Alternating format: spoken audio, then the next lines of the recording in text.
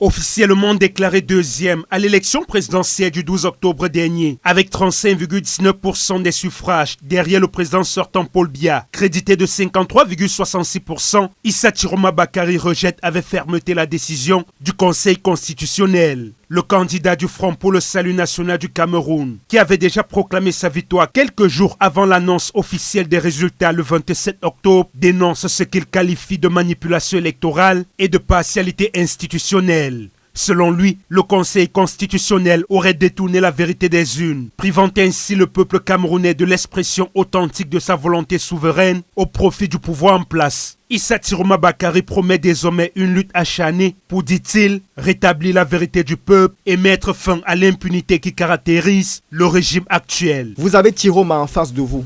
Votre impunité touche à sa fin.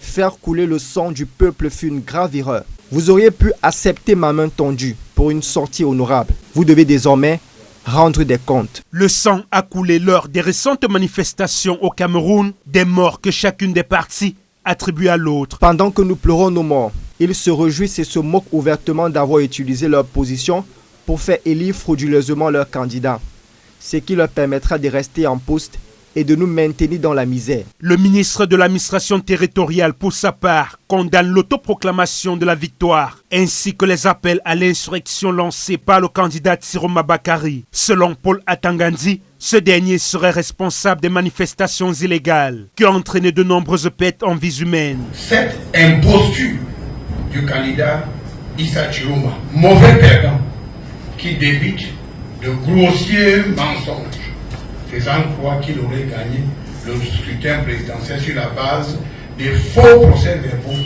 fabriqués dans les officines du quartier. Les services spécialisés rassemblent actuellement tous les messages et vidéos mensongers ainsi que les diverses manipulations véhiculées dans les réseaux sociaux contre l'ordre établi, afin que leurs auteurs soient traduits le moment venu devant les instances judiciaires compétentes, au même titre que le candidat Issa Chiroma et ses affidés, responsables d'un plan insurrectionnel dont le but est de mettre le pays à feu et à sang. Alors que la communauté nationale et internationale appelle à la retenue et au dialogue, un nouveau front politique et institutionnel s'ouvre désormais entre le candidat Chiroma et le ministre de l'AT.